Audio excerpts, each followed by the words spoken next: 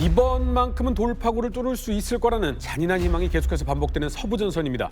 이번엔 독일군이 오히려 공격을 해온다고요? 지금 서부전선에서 돌출부에 양변부에서 계속 연합군이 이제 공격을 해오니까 네.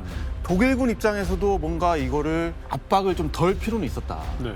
역시 또 우리에게 익숙한 전장 계속 나왔었던 이프르 전투입니다. 이프르에서 한 번 더 공격을 해보기로 작정을 하죠. 문제는 힘이 충분하지 않으니까 새로운 무기를 씁니다.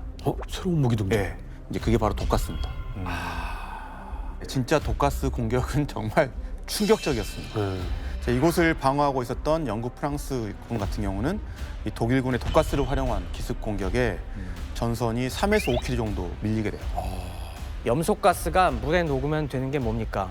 염산이에요. 아, 이게 점막에 우리 수분에 닿아서 녹아버리면 이게 염산이 돼갖고 우리 몸을 다 녹이는 겁니다. 염산을 가스로 만들어서 뿌린 거예요? 그러니 이게 치명적일 수밖에 없죠. 이 전투로 독일군 같은 경우는 한 3만 5천 명 정도의 사상자를 냈고요. 연합군 같은 경우에는 영국군이 진짜 많이 활약했다는 게 뭐냐면 사상자가 6만이나 됐어요. 거의 원정군 거의 뭐 절반이세요. 그러니까 네. 오히려 참호전으로 공격을 한 부대 같은 느낌이 좀 그렇습니다. 그래서 연합군 같은 경우는 총 7만 명 정도 사상자를 내게 됐다.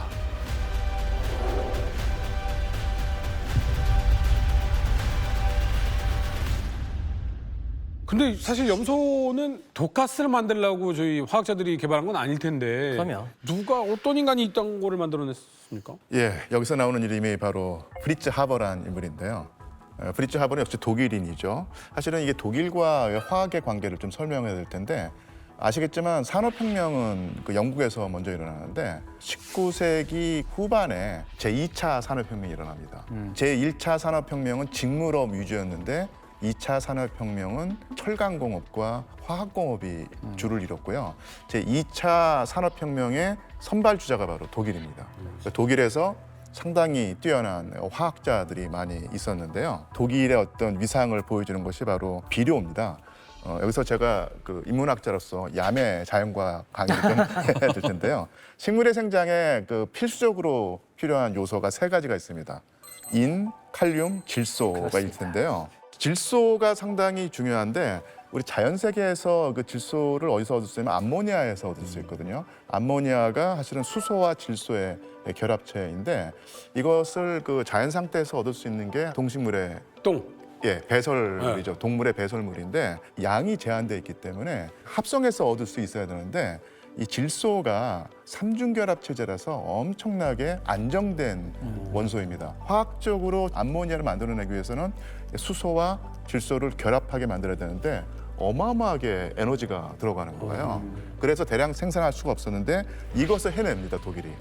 예, 누가 해내냐면 이 프리츠 하버하고 카를 보슈라고 하는 이 공학자가 만들어서 암모니아를 합성하는 데 성공을 하게 된 거예요. 그러면서 이제는 화학 비료가 가능해졌고 화학 비료가 가능해지니까 대량 생산이 가능하고 농업 생산량이 비약적으로 올라갑니다. 좋은 일을 한 사람이죠. 예, 그래서 지금 지구상의 인구가 수십억 명 살고 있는데 이 인구를 부양하려면 엄청나게 많은 농업 생산이 이루어져야 되는데 이것은 바로 프리츠 하버와 칼 보슈가 해냈기 때문에 그런 것이죠. 안 했으면 인구가 이렇게 늘지 않잖아요. 그렇죠. 그러면 어떻게 보면 지금의 온난화는 하버 때문이다라고 생각하면 좋겠네요. 하버 보슈법도 에너지가 엄청나게 많이 들어가긴 해요. 예. 이게 화학 반응을 일으키기 위해서 200기압으로 꽉 압축시킨 그렇죠. 상태에서 예. 온도도 거의 400도에서 500도를 올린 고온 고압에서 반응을 일으켜야 되거든요. 그래서 고온 고압을 만들려면 그것도 에너지가 많이 들어가잖아요. 그래서 지금도 전 세계에 사용하는 에너지 중에서 거의 몇 %가 질소 비료 만드는 데 들어갑니다, 실제로. 하지만 공업적으로 대량으로 해낼 수 있는 방법을 만든 의미에서 진짜 선구자인 거고요. 고온 고압을 이용한 화학 반응 기술이 나왔기 때문에 저희가 태평양전 때도 봤던 인조석유나 그런 인조화학 제품들이 대량으로 나올 수 있었던 거예요. 이 당시에 그 프리츠 하버가 얻었던 찬사가 뭐냐면 공기로 빵을 만든 과학자. 네, 뭐 예수예요? 예, 예. 공기로 빵. 그래서 공기로 빵을 만들었기 때문에 그 많은 인구가 이제 살아남을 수 있었는데 그래서 1918년에 노벨 화학상 수상자로 선정이 되고 이듬해 상을 받습니다. 노벨 화학상 수상자예요? 예. 네, 전쟁 뒤에. 그래서 제가 야매로 자연과학을 설명했는데 이제부터 이제 인문학적인 요소가 네. 들어갑니다. 하버라는 분이 사실은 유대인입니다.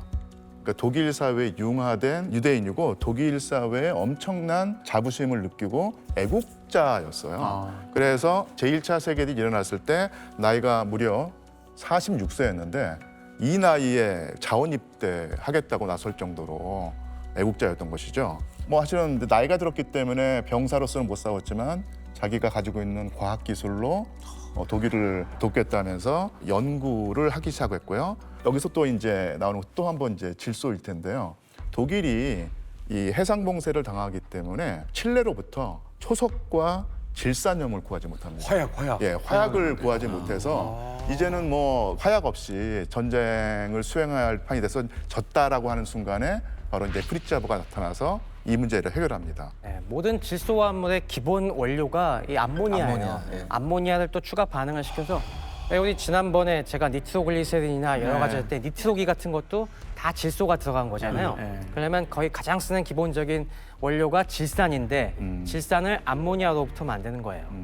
그러니까 이 하버 보슈법으로 인해서 독일은 해상 봉쇄가 일어나도 화약을 계속 생산할 수 있는 이런 기반이 딱 마련이 된 거죠. 그러면 이 하버에 의해서 이게 개발이 됐다면 다른 국가들은 지금도 초석을 사용하고 천연 자원을 통해서 이걸 개발하고 있을 때 독일은 이거를 통해서 그렇죠. 화약을 만들어낸 거예요? 그렇죠. 그래갖고 아까 얘기한 포탄 스캔들에서 이제 각국이 증설할 때 초석만 갖고 안 되니까 이제 다른 나라들도 이런 화학 플랜트들을 그때서부터 막 부랴부랴 짓기 시작하는 거죠.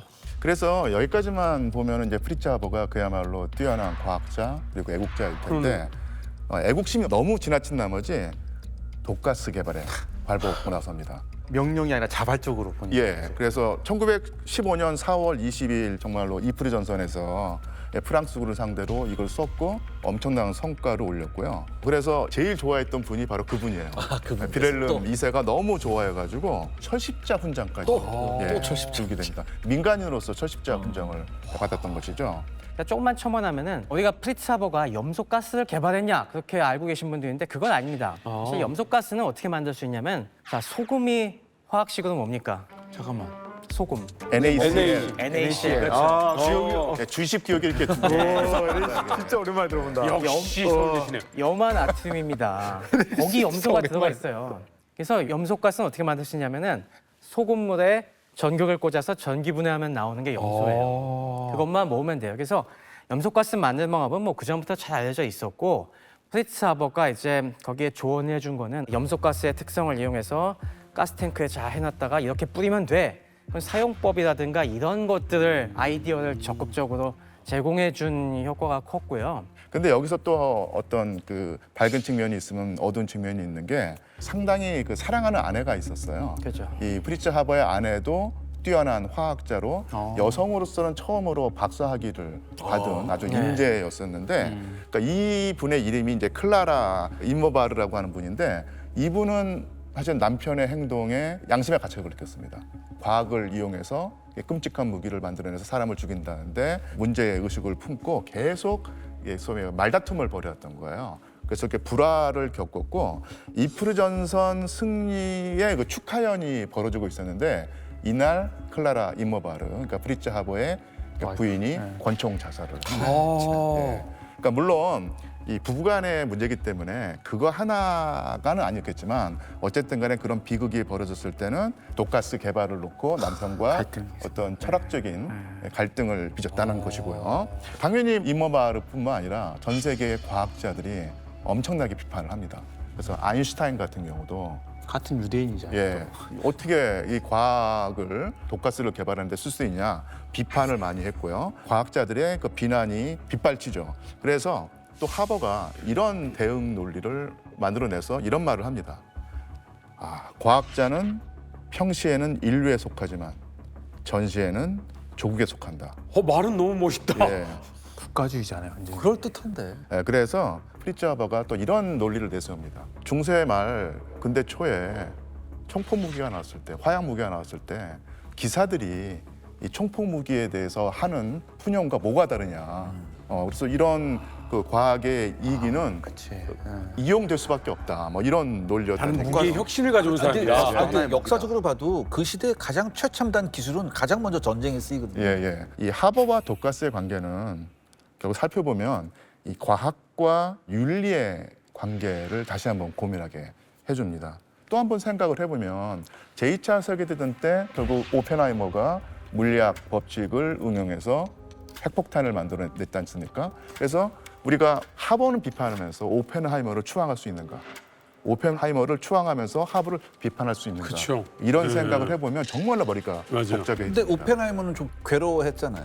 그 괴로워하면 괜찮은 거예요? 아니 그래도 아, 근데 저도 과학자로서 이거 옛날부터 이 고민을 굉장히 많이 했거든요. 근데 이거에 대해서 우리는 저는 항상 어렵다, 느끼는 되게. 것이 네. 그 당시 결국 과학자도 나약한 인간으로서 분위기를 어쩔 수 없이 탈 수밖에 없는 존재다. 하지만 우리가 이거에 대해서 쉽게 선악을 논하기 전에 우리가 진짜 이런 역사를 열심히 공부하면서 다시 그런 비극의 도구로 쓰이지 않게 좀 성찰하는 힘은 그렇죠. 길러야겠다. 라는 그 생각은 많이 합니다. 이래서 인문학이 필요한 겁니다. 네. 하버가 이런 논리를 펼쳤을 때 그러면 매번 그런 얘기를 들이대면 그러면 인류는 결국은 말살되겠죠. 그렇죠. 왜냐면 무기는 계속해서 발전하니까. 그럴 때 우리가 자기도 모르는 사이에 쉽게 선을 넘을 수가 있는 거죠. 그렇죠. 저희가 역사를 살펴보고 있지만 이게 사실은 역사를 연구하는 이유가 현재 문제를 해결하기 위해서일 텐데요. 제가 알기로 지금 로봇을 전쟁에 그 전투기로 쓰는 문제를 가지고 고민을 하면서 상당히 많은 과학자들이 이것을 막자라고 하는 운동이 있다고 하는데요. 또 하단 또 과거의 역사를 살펴보면 결국은 또 개발되는 네, 되면서 지금 전 세계 과학자들의 그런 어떤 윤리적인 도덕적인 고민이 어느 순간 깨질 것인가 아니면 정말로 과거의 경험을 바탕 삼아서 더 고민을 해서 로봇이 살상기계로 쓰이는 이런 사태를 막을 수 있을 것인가 좀 관심을 가지고 지켜봐야 될 것 같습니다. 자, 지금 굉장히 많은 퍼즐들이 넓게 퍼지기 시작했습니다. 선전포고 자체를 보면은 사라예보에서 울린 총성으로 인해 독일이 형 내가 뒤에 있는데 마음껏 해라고 하니까 오스트리아 헝가리 제국이 세르비아 너 나랑 싸워 라고 시작이 됐더니 러시아 뒷배에서부터 시작해서 수많은 연결고리들이 결국은 세계대전으로 퍼지지 않았습니까? 자, 그런데 1차 대전은 독일이 프랑스를 선제 타격하면서 시작을 했습니다. 예. 근데 사실 그 시작은 다르다면서요? 네 맞습니다. 1차 대전의 군사적 충돌의 시작은 바로 세르비아예요. 그렇죠. 당연히 원래 사라예보에서 시작했으니 선전포고가 이게 오니까. 당연한 거죠. 1914년 7월 28일에 세르비아의 선전포고를 당연히 오스트리아 헝가리 제국이 합니다. 그리고 해군력을 앞세워서 세르비아 수도 베오그라드를 침공하죠. 오스트리아가 어디로 바다가 가? 있긴 있어요. 네, 바다가 있긴 있는데. 바다가 있긴 있는데 이거는 그 바다의 해군이 아닙니다. 그렇죠. 강상 해군. 그렇죠, 맞죠. 아, 네. 남북전쟁 해군 지도 한번 보시죠. 저렇게 길게 연결. 엄청 길구나. 네, 거의 그렇죠. 여기서 언급해달 영화가 바로 사운드 오브 뮤직이죠. 사운드 오브 뮤직. 폰트랍 대령이 나오는데 네, 그분이 아주 육군이 아니라 해군이거든요. 저것 때문에 그렇습니다. 예. 근데 이게 이른바 이제 유럽의 젖줄입니다. 그래서 이 강이 꽤 크기 때문에 강상 그 해군이 있었어요. 그래서 이 다뉴브하고 사바강이 합류하는 유역에 베오그라드가 있습니다. 저기. 예. 더군다나 이 위치가 어디냐면 당시 오스트리아 헝가리 지역하고 강 건너 이렇게 마주보는 위치예요. 네, 일단 국경이 달라서 네. 베오그라드가 거의 국경 코앞이었어요. 29일 새벽이었습니다. 오스트리아 군함 3척이 드디어 베오그라드를 향해서 함포 사격을 퍼붓습니다. 이게 당시 그 사파인데요. 많이 보던 배 같죠. 남북전쟁 느낌의 배인데요? 맞습니다. 저게 남북 전쟁 당시에 모니터함들이 활약을 많이 했잖아요. 네. 저것도 모니터함 일종이에요. 그리고 뭐 저것만 동원된 건 아닙니다. 당연히 우리가 지난번 리에주 나뮤르 안트베르펜 요새 공략할 때 오스트리아로부터도 중포를 빌려왔다고 했잖아요. 독일군이. 그때 활약한 슈코다사의 30.5cm. 300mm 박격포. 네, 그 30.5cm 초중포도 여기서도 활약을 합니다. 오스트리아 국경에서 빵 쏜 포탄이 사바강을 가로질러서 베오그라드 시내로 이제 직격을 하는 이런 상황이 벌어지면서 이 전쟁의 서막이 쫙 열렸던 것이죠. 그러니까 이 베오그라드에 대한 포격이 29일 밤에 멈춥니다. 일단 멈췄지만 이후 국경지대에서 산발적인 포격이 오가요. 그러다가 2주 뒤에 8월 12일이었죠. 본격적인 지상전이 시작됩니다. 잘못한 것이 사실 이게 포격을 개시함과 동시에 오스트리아가 되는데. 쫙 밀고 들어갔어야 되는데 오스트리아군은 문제가 동원이 너무 느려요. 아. 선전포고한 다음에 그때서야 막 병력을 모으기 시작하다 보니까 이 기회를 살리지 못하고 한참 뒤에 그럼 2주일 동원이 뒤에 끝날 때까지 계속 포격을 해야지. 그렇죠. 포탄 제거가 북한 부족하니까. 제거 아예 오스트리아는 형편 없었으니까. 아무튼 이 보스니아하고 세르비아 사이에 천연 방어선이 하나 있습니다. 여기가 어디냐면 드리나강이에요. 이 드리나강을 건너서 오스트리아군이 9일간 격전을 펼칩니다.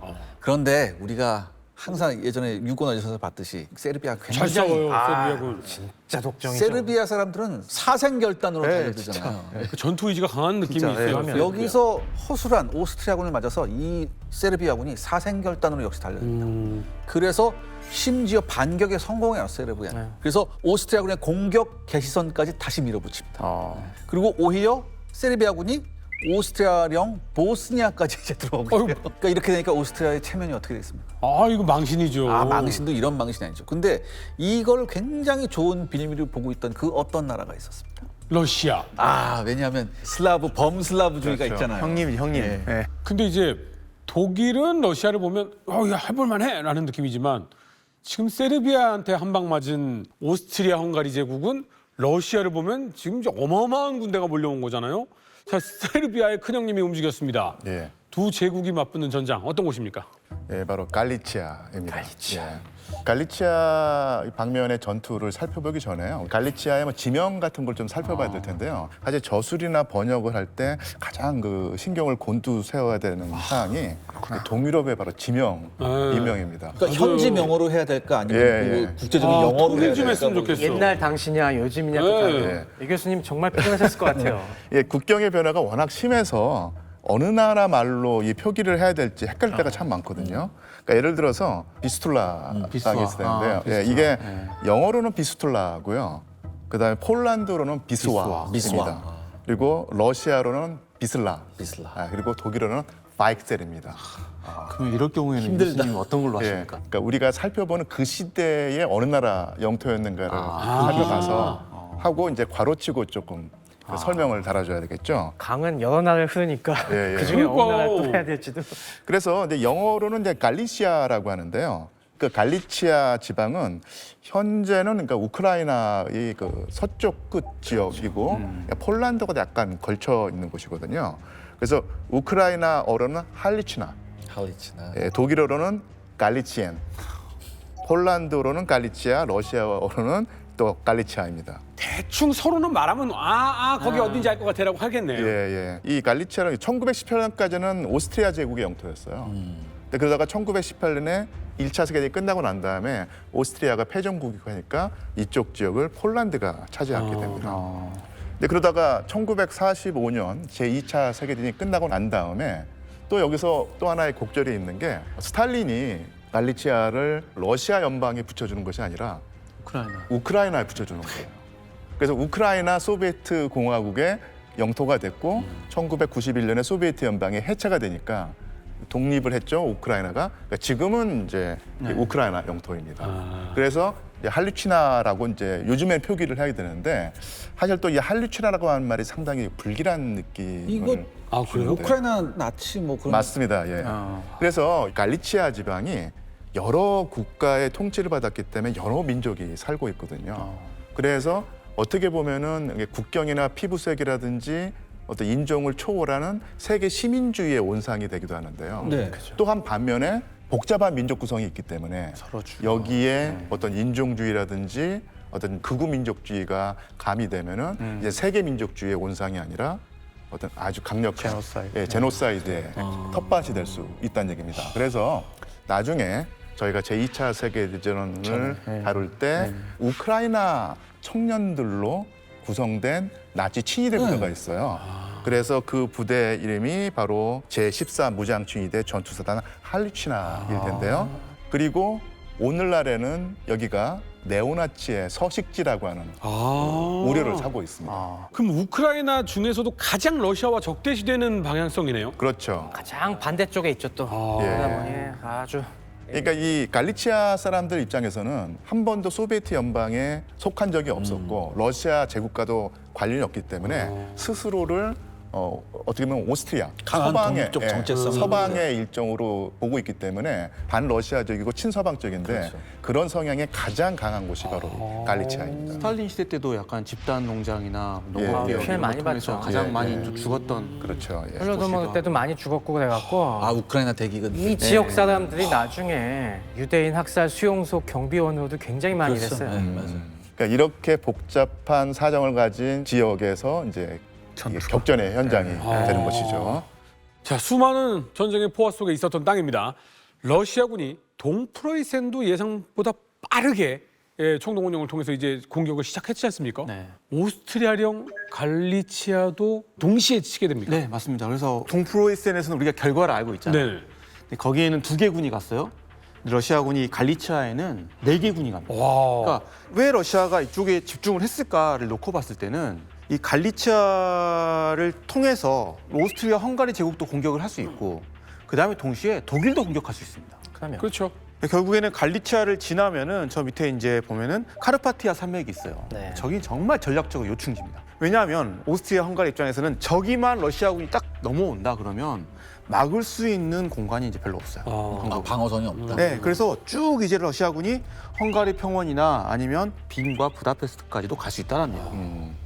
보급만 뒷받침해준다면. 그다음에 동시에 갈리치아를 점령한다면 서갈리치아에서 위로 올라가면 어디입니까? 독일 슐리제엔입니다. 그러면 바로 중요한 공업지대죠. 베를린까지 훅 가는 거예요. 그러니까 독일의 그 러시아인들의 표현에 따르면 야들야들한 배라고 하는데 이게 맞습니다. 뭐 몰랑몰랑한 올라간 배, 뭐 이쪽으로 올라간다. 왜냐하면 동프로이센 쪽은 독일군이 막 지키고 있는데 이쪽은 의외로 방어가 약하다. 방어가 약하다. 옆구리일지되는 거네요, 진짜. 근데 반면에 이제 오스트리아 헝가리 제국 같은 걸 보면은 감정적으로는 당연히 세르비아를 쳐야 되는데 먼저 쳐야죠. 네. 문제는 세르비아의 형인 러시아가 오스트리아를 공격해 올 수도 있잖아요. 그래서 전쟁 전부터 양측 모두와의 전쟁 계획을 가지고 있었습니다. 오스트리아판 양면 전쟁에 대한 네. 계획을 세운 거죠. 러시아군의 공격을 위해서 우리가 저 갈리치아 방면에 부대를 만들자. 그걸 이제 우리가 A 제대라고 불러요. 그다음에 세르비아 공격을 위해서는 이제 발칸반도 쪽이잖아요. 그래서 발칸 집단군을 하나 만듭니다. 그다음에 동시에 그래도 뭔가 유사시에 우리가 뭔가 써먹을 게 있어야 되는데라고 하면서 예비대를 만들어요. 예비 제대를. 그게 이제 주로 2군으로 형성이 되는데 이걸 B 제대라고 합니다. 베슈타펠. 예. 그게 크게 2가지 계획이었는데 하나가 이제 B 계획입니다. B 계획은 세르비아와의 단독 교전을 가정했습니다.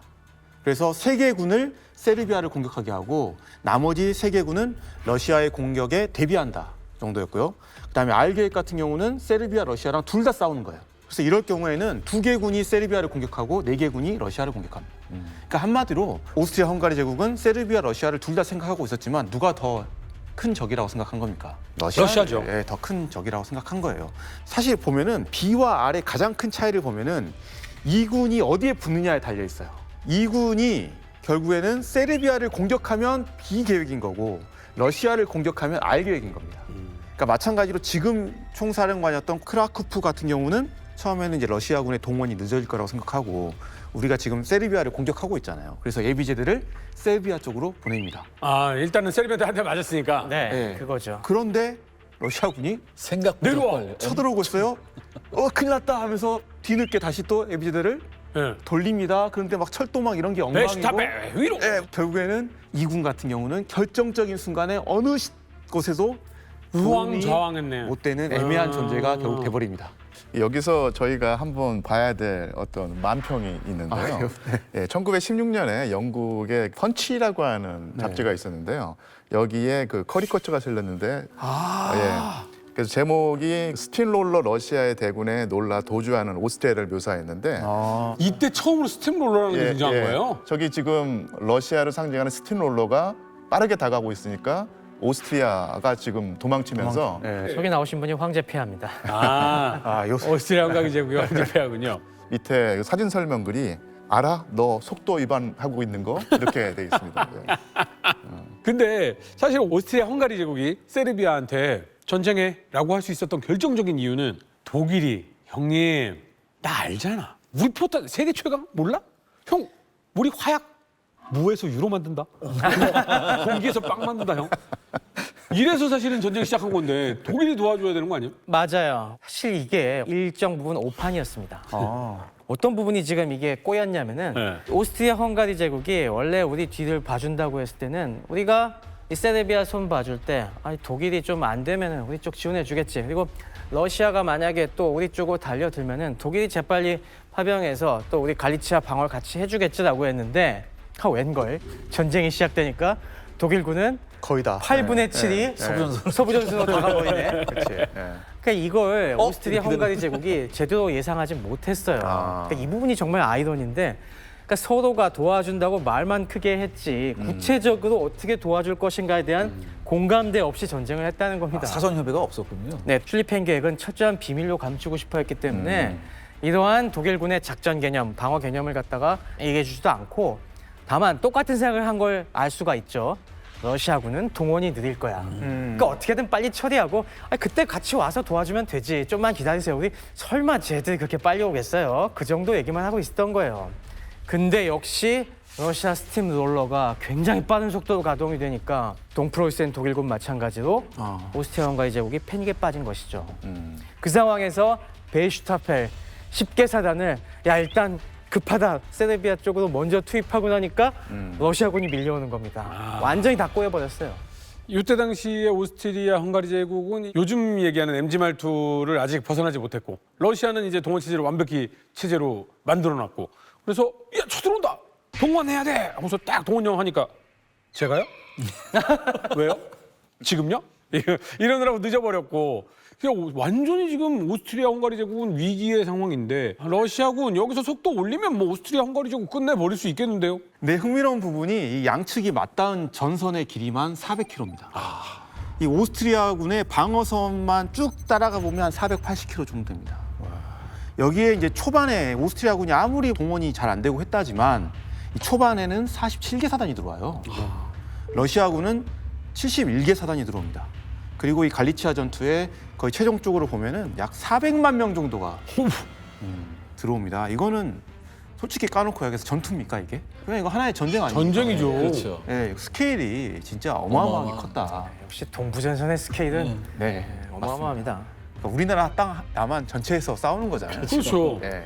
아무튼 그래서 러시아군은 어떻게 내려오냐면 폴란드 돌추부가 지금 갈리치아를 이렇게 위로 감싸고 있습니다. 그럼 러시아 입장에서는 남쪽을 제외하고는 갈리치아를 사방에서 감싸는 수 토의에서 있죠. 감싸면서 내려올 수 있습니다. 그래서 러시아군 같은 경우는 서쪽에서부터 4군, 5군, 3군, 8군을 이렇게 배치해서 거의 어떻게 보면 홀을 그리면서 이렇게 내려오는 거예요. 이렇게 홀을 그리면서 이렇게 내려오는 거예요.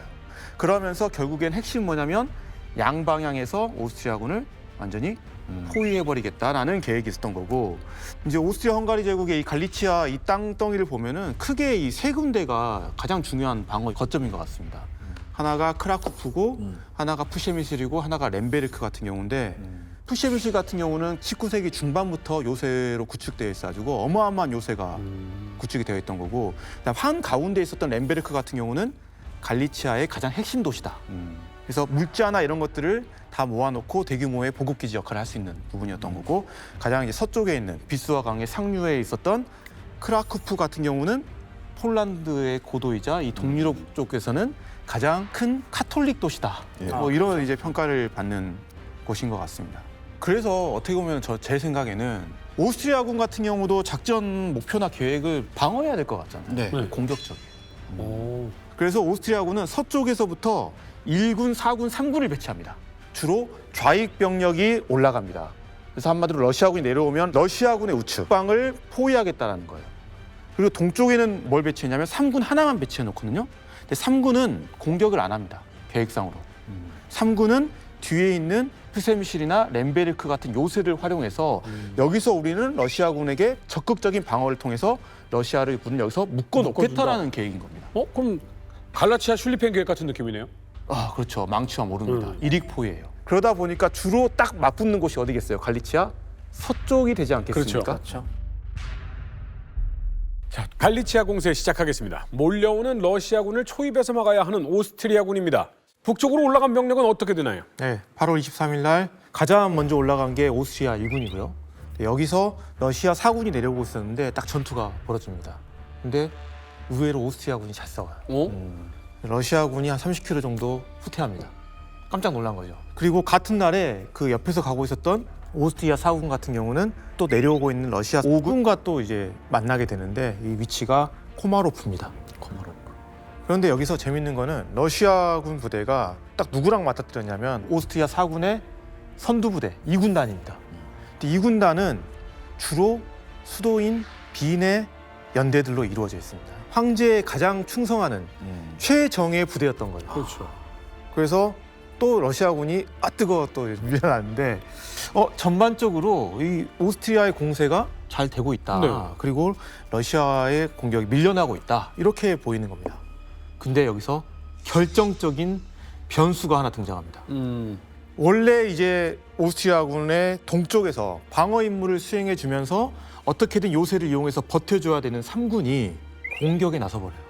아, 그냥 요새를 지키고만 있으면 되는데. 네, 그냥 그 지형을 이용해서 방어를 하고 있으면 되는데 그래서 왜 그랬을까? 일단은 좀 보면은 다른 두 개의 군은 공격해서 잘 가고 있는데 나만 혼자 방어하는 거에 대한 이제 좀 항상 그 불만 그리고 왠지 다른 부들이 올라가면서 내가 더 어떻게 돼요? 고립되어 간다는 그런 느낌. 아무리 내 뒤에 강과 요새들이 있다고 하지만 불안한 거죠, 점점. 그런데 어떤 정보가 들려오냐면 3군의 동측방 쪽에서 러시아군 6개 사단이 밀려오고 있습니다. 이런 소식이 들리는 거예요. 안 되겠다. 나도 공격해서 얘네들을 막아야겠다라고 생각하면서 공세로 전환해버립니다. 근데 참 문제가 있어요. 3군이 잘 올라가면 아무런 문제가 없을 거 아니에요. 그렇죠. 네, 3군이 상대해야 될 러시아군은 2개 군이었습니다. 러시아 3군과 8군이었어요. 그러니까 전투력 면에서도 수적으로도 오스트리아 3군이 너무나 열세였고 오스트리아 3군에 결정적인 문제가 있었습니다. 우리가 전에 이야기했던 그 인종 구성으로 엄청 섞여 있다고 그랬잖아요. 네. 유독 3군이 심했습니다. 그러니까 여기서 그 오스트리아 제국군대의 근본적 한계가 드러나는데요. 1914년 당시에 오스트리아 제국군에서 독일계가 차지하는 비중이 30%에 지나지 않았어요. 주력이어야 되는데 30%밖에 예. 없다. 그런 반면에 또 보병연대의 그 70%는 바로 슬라브계 일반 병사는 민족입니다. 또 그렇습니다. 예. 그리고 또 오스트리아 제국이 그 오스트리아와 그 헝가리의 이중 군주국 체제인데 거기서 마자르인들이 상당히 그 우대를 받았거든요. 그러니까 당연히 슬라브인들이 반발을 하고 그 마자르인들은 또 자기네가 지배층이라고 생각을 하니까 슬라브인들을 멸시하고 해서 이 마자르인과 슬라브인 사이의 상호불신이 아주 심했다는 얘기입니다. 또 뭐 이렇게 생각할 수 있겠죠. 아니 그러면 뭐 영국은 다를 게가 있었느냐? 영국 같은 경우는 영국인이 있지만 인도군. 뭐 인도 뭐 그다음에 뉴질랜드, 오스트레일리아 이렇게 돼 있는데 결국은 제국의 통합력 면에서 영국은 앞섰지만은 오스트리아는 그러지 못했다. 오스트리아를 쓰게 만들면 되는데 그걸 안 해가지고. 예. 그래서 결국 영국 제국주의가 말하자면 차르기라고 하면은 그 오스트리아 모래가? 제국은 모래 아래 지내지 않았다 이렇게 표현할 수 있겠죠. 그러니까 그나마 방어전을 하면은 어떻게든 해보겠는데 네, 네. 이 공격 작전 또 다를 거 아니에요. 네, 다민족 부대입니다. 진짜로. 그리고 지휘 체계도 불안정하고요. 황제에 대한 충성심 이런 게 다 떨어졌습니다. 아니나 다를까 딱 두 부대가 이제 러시아군하고 그다음에 오스트리아군이 그 타르노플 인근에서 이제 충돌을 딱 하게 되는데 여기서 오스트리아군이 대패해요. 이 전투가 그닐라리파 전투입니다. 그래서 일부 부대는 공황에 빠져가지고 저 후방 요새인 렘베르크까지 퇴각을 해버려요. 이 상황에서 러시아군이 추격했더라면 오스트리아군을 완전히 괴멸시켰을 수 있을 겁니다. 하지만 러시아군도 못한 거 플러스 안 했습니다. 못한 거는 힘이 좀 빠진 부분도 있었겠지만 좀 신중했던 부분이 분명히 있었던 것 같습니다. 러시아군도 저 내려가봤자 우리 지금 주공격 부대는 저쪽에 있잖아요. 그러니까 너무 벌어지는 것도 원치 않았던 거죠. 근데 크게 승리했으면 어떤 탄력이 좀 있었을 텐데. 그리고 이때가 딱 어느 시점이냐면은 바로 동프로이센에서는 탄넨베르크 전투가 한창이던 때입니다. 그렇군요. 그쪽에서는 그런 식으로 산만하게 굴었다가 참패하고 있는 마당이니까 아무래도 이 갈리치아에서는 조금 더 지휘관들이 대우가 흩어지면 안 돼. 조금 더 착착 보조를 맞춰서 가야 돼. 이런 경각심도 있었죠. 근데 이렇게 되면 오히려 방어하는 쪽으로 다시 가서 네. 원래 있던 자리로 돌아갔으니까 네. 오스트리아 헝가리군 입장에서는 원래 작전대로 그냥 기존의 절차를 유지하면 되는 거 아닙니까? 그러니까 이 총사령관 콘라트 입장에서 봤을 때는 원래 계획에서 틀어진 거는 3군의 실패뿐입니다. 네. 그러니까 1사군 같은 경우는 성공적으로 진격하고 있다고 생각했고 3군의 이 실패는 일시적이고 만회할 수 있다고 생각한 거예요. 그렇죠. 그래서 발칸 쪽으로 갔다가 돌아왔던 이군요. 2군을 패퇴하는 3군의 우측에 딱 집어넣습니다. 그러니까 뚫리는 동쪽을 막고 여기서 잘하면 막은 다음에 어떻게 할 수 있어요? 다시 역공을 할 수 있다. 역공을 하면은 양쪽에서 공격할 수도 있잖아요. 어떻게 보면 합리적인 판단일 수도 있습니다. 네, 그래서 8월 29일 날 2군이 공격을 합니다. 그런데 2군마저 러시아군의 압도적인 병력에 패배해요. 첫 전투에서. 그러면 어떻게 하면 좋겠습니까? 이 사람은 약간 본인을 군사적 천재라고 생각하는 분이에요. 기발한 아이디어를 하나 내놓습니다. 2군과 3군을 오히려 후방에 렘베르크까지 퇴각시키자. 그러면 그거를 러시아군이 쫓아올 거 아니냐. 그럼 우리는 러시아군을 끌어들여가지고 러시아군 확 내려오면은 우리 올라와 있는 1군과 4군이 러시아의 측방과 배후를 쳐서 완전히 포위할 수 있겠네. 독일도 탄덴베르크 했으니까 나도 이참에 탄덴베르크 전투 한번 유인 선멸전을 한번 가보겠다. 나쁘지 않아요, 지금 들어보면. 아주 좋습니다. 네. 그런데 문제가 러시아군이 내려오다가 뭔가 이상한 거예요. 하다가 간파해버립니다. 더 이상 안 내려와요. 그리고 더 큰 문제가 뭐냐면 러시아에 새롭게 한 개 군이 가세합니다. 러시아 구군이에요. 그러니까 원래 러시아 구군 같은 경우는 러시아 1, 2군과 함께 독일 쪽 동프로이센을 공격하려고 최대한 비스강 쪽으로 이렇게 가서 바르샤바랑 그다음에 크라스니크 사이에 배치되어 있었어요. 근데 이제 러시아가 탄덴베르크에서 패배하면서 그쪽으로 투입되지 않고 우연치 않게 위치가 딱 어디 있었냐면 오스트리아군의 좌측방을 딱 공격할 수 있는 최적의 위치에 딱 있게 된 겁니다. 이게 이제 탄덴베르크 전투의 또 연관성이죠. 네. 근데 그러다 보니까 어떤 모양이 됐냐면 러시아군이 입을 이렇게 벌린 채 오스트리아군을 집어삼킬 준비를 하는 모양새가 돼버린 겁니다. 그리고 러시아군이 본격적으로 내려오면서 잘 올라가고 있었던 오스트리아 4군의 진격도 멈추게 됐고 결국에는 9월 3일 러시아군이 확 밀고 내려오면서 렘베르크를 점령을 해버립니다. 그러면서 러시아군이 동부 갈리치아를 이제 완전히 장악을 하게 되니까 올라가 있었던 오스트리아 1군 같은 경우도 고립돼서 쾌퇴를 하게 됐고 결국에는 좌우측이 강에 막혀 있었거든요. 그럼 후방으로 쭉 내려와서 철수밖에 할 수 없는 상황, 옆으로 갈 수도 없는 상황, 그런 상황이 된 겁니다. 이 상황 속에서 콘라트는 독일에게 지원을 요청을 하죠. 하지만 빨리 도와줘. 거절당합니다. 그리고 또 하나의 방법은 아까 이제 2, 3군에게 너희라도 다시 동쪽에서 한번 공세해봐 하는데 이것도 실패합니다. 결국 꺼낼 수 있는 카드는 호퇴. 총퇴각 명령밖에 없었습니다. 그리고 오스트리아군은 후방 240km 후방에 있었던 카르파티아 산맥까지 이제 철수를 하게 되는 거죠. 서부는 뭐 1km 뚫는데 어마어마한 인생을 하는데 여기는 한 방에 240km래요. 네, 한 방에 가는 거예요. 왜냐하면 그 사이에 막을 수 있는 자연장애물이 없기 때문에 완전히 우리가 대우가 무너졌다라고 하면은 240km 후방까지 가는. 그러니까 이쪽에 기동전이 가능한 게 이 동부전선입니다 지금. 네, 이 공격이 딱 지금 북쪽에서 한창 동프로이센에서 탄넨베르크 1, 2군이 격파되면서 러시아군이 완전히 이제 구겨지나 했는데 이 남쪽에서는 그 동시에 이렇게 오스트리아 헝가리군을 쫙쫙 밀어붙이고 있는 이런 대조적인 상황이 지금 벌어진 겁니다. 그래서 당연히 러시아군도 이 탄력받아서 우리 카르파티아 산맥까지 쭉쭉 밀고 가자 하면서 공격을 시작합니다. 자, 그러니까 렘베르크 다음에 갈리치아를 지키는 가장 핵심 요새가 푸셰미실이었습니다. 이 푸셰미실은 이 갈리치아 지방의 가장 견고한 요새, 가장 요새화가 잘 된 곳이었는데요. 여기는 이미 19세기 말부터 우리가 뭐 벨기에가 리에주 남유를 요새화 시켰듯이 여기도 이 주변에 거의 44개나 되는 요새로 삥 둘러쳐져 있었습니다. 그래서 쉽게 뚫릴 곳은 아니었어요. 근데 순식간에 오스트리아 헝가리군이 여기까지 밀린 겁니다. 그리고 패잔병들이 또 들어오잖아요 이쪽으로. 네. 그러면서 이제 여기서 진짜 치열한 공방전이 앞으로 6개월간이나 벌어지게 됩니다. 사실 이 푸셰미실 전투는 우리나라는 거의 안 알려져 있기 때문에 뭐라고 소개해드릴까 하다가 흔히 쓰는 말이 푸셰미실 전투가 1차 세계대전의 스탈린그라드 전투였다. 스탈린그라드 전투와 굉장히 유사한 형식으로 진행이 됐습니다. 포위가 2번에 걸쳐서 이루어졌는데요. 요 9월 달에 일단 한번 쫙 러시아군이 밀고 오면서 이 안에 약 13만 명의 오스트리아 헝가리군과 민간인들 내보내려고 했지만 그래도 민간인이 다 나가지 못하고 한 18,000명 정도가 농성에 들어가게 됐습니다. 근데 문제는 전선이 너무 빠르게 왔다 갔다 하다 보니까 농성에 필요한 식량이라든가 여러 가지 보급물자를 집적해놓지 못한 상태였어요. 지옥일 텐데 그렇게 되면.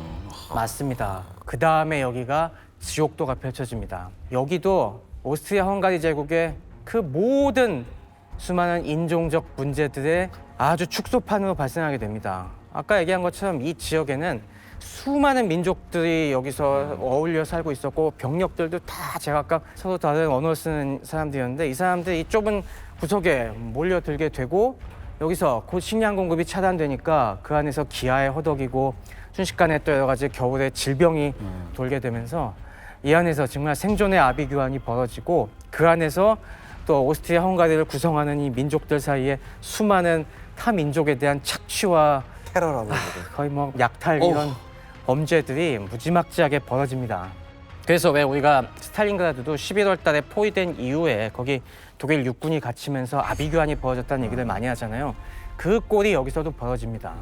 그래갖고 오스트리아 헝가리군도 당연히 이걸 갖다가 그냥 방치하는 게 아니라 야 우리 푸셰미실 빨리 구원해야 돼 라고 하면서 다시 밀려났지만은 계속해서 구원군을 파견해갖고 어떻게든 이 포위망을 뚫어보려고 합니다만은 러시아군이 이때는 아주 단단한 포위망을 갖춰놓고 있어갖고 이 공격을 다 받아칩니다.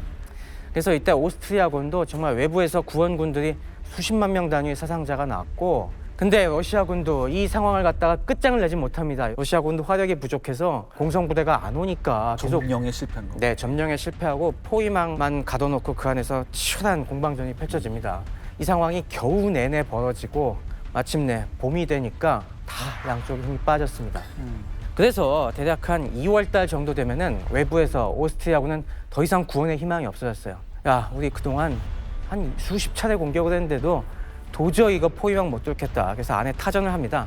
그 당시엔 비행기가 있어갖고 여기도 마찬가지로 비행기로 안에 소식을 오고 갈 수는 있었는데 최후 통첩을 합니다. 우리 밖에서 더 이상 구원 못한다. 내부 지휘관 알아서 판단해서 운명을 선택하라. 그런 식으로 명령이 내려지게 되고요. 그래도 내부에서는 조금 더 버텨보겠습니다 하면서 이에 3월까지 더 농성을 합니다. 하지만 3월 달이 돼서 러시아군도 후방에서 드디어 중포들을 끌고 와갖고 배치해놓고 다시 공격을 퍼붓기 시작하면서 푸셰미실 외곽의 요새 방어망이 하나 둘씩 무너지기 시작을 했어요. 마침내 3월 22일 항복을 하게 됩니다. 이때 그래서 요새에 남아있던 병력 12만 명과 남아있던 민간인 한 10,000명 정도가 항복을 하게 되는데 이때 뭐 들어간 러시아군 보기에도 이 안에가 이미 아주 처참한 지경이 돼 있었고 한 번 더 또 처참한 일이 벌어져요. 러시아군도 가진 짓을 다 하겠지. 네, 처절한 보복을 합니다. 그리고 또 이 와중에 물고 물리는 보복전의 맨 마지막에는 결국에 유태인들이 다 당했습니다. 여기도 유태인들이 좀 남아 있었는데, 그러니까 이 동유럽의 수많은 인종들 중에서 유태인이 제일 약자였던 거야 마지막에. 그래서 결국에 모든 약탈과 그런 범죄들의 최말단에는 그 사슬이 물려서 유태인들이 여기도 끔찍한 일을 많이 당했습니다. 푸셰미실 공방전 혹은 포위전 같은 경우는 갈리치아 전투가 끝나고 나서도 계속 지금 이건 이루어지고 있는 거예요. 그러니까 갈리치아 전투 같은 경우는 이제 러시아군이 확 밀고 내려가지고 카르피아 산맥 앞에까지 오는 네, 시점에서 코앞까지. 이제 9월 초중순 시점에서 종료됐다고 봅니다. 근데 딱 이 종료되는 시점에서 사실 뭐 거의 2주도 안 한 거잖아요. 한 1주 정도 좀 진행이 됐는데 오스트리아군 사상자 같은 경우는 포로 30만을 포함해서 40만 명이 났습니다. 네. 그다음에 러시아군 같은 경우도 사상자가 30만 명 정도. 어마어마한 지금 사상자가. 일개 군이 없어진 건데. 그렇죠. 네. 근데 이제 1차 대전 초반에 동부전선에서 이 전투가 어떤 의미를 갖느냐라고 놓고 보면은 탄넨베르크 전투에서 독일군이 대승을 거두었음에도 불구하고 러시아 군대가 여기서 확 밀어붙임으로써 결국 이 동부전선의 주도권을 일단 러시아가 잡고 가는 겁니다. 그러면서 오스트리아 헝가리 제국 같은 경우는 단독으로는 싸우기가 힘들구나. 결국에는 동생이지만 형 같은 독일의 힘을 빌릴 수밖에 없는 이제 그런 상황으로 이제 치닫게 되는 겁니다. 사실 독일 입장에선 그랬을 거예요. 방금 말씀하신 것 같이. 뭐 이런 형이 다 있어? 이렇게 좀. 사실 팔케나인을 포함한 굉장히 많은 독일군 지휘관들이 서부전선 우선파였잖아요. 그렇죠. 서부전선 우선파였는데도 불구하고 만약에 오스트리아군이 여기서 무너지게 되면 처음에는 네거티브 노 했지만 만약에 여기서 오스트리아군이 무너지면 어떻게 돼요? 독일 밑으로 네, 올라오는 그렇죠. 거죠. 네. 벨린은 올라올 수 있는 길목이 뚫리는 거죠. 네.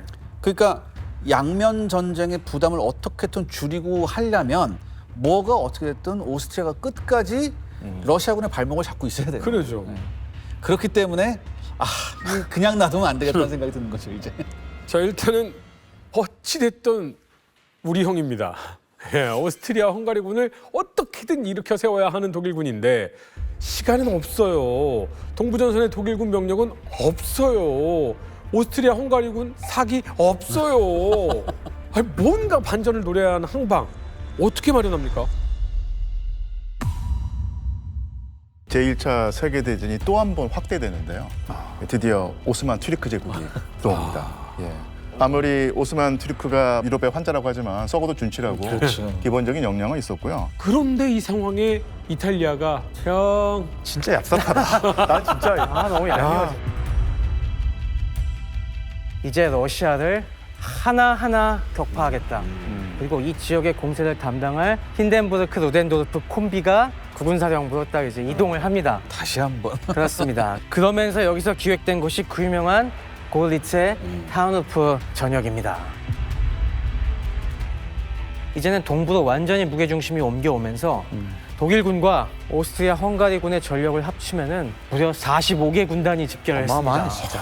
240만이면은 모스크바까지 갈 수 있는 거 아니에요? 근데 러시아군도 아직 더 여기 뒤에 더 많이 있고. 300만 명이 있었습니다. 더 많이 300만 있죠. 명. 합쳐서 500만이 넘어 500만이 웅장하다라고 표현할 수도 있겠지만 정말 엄청난 비극이에요. 수백만 명이 하나의 전선에서 서로 총을 겨누고서는 서로를 도륙한다는 게 네.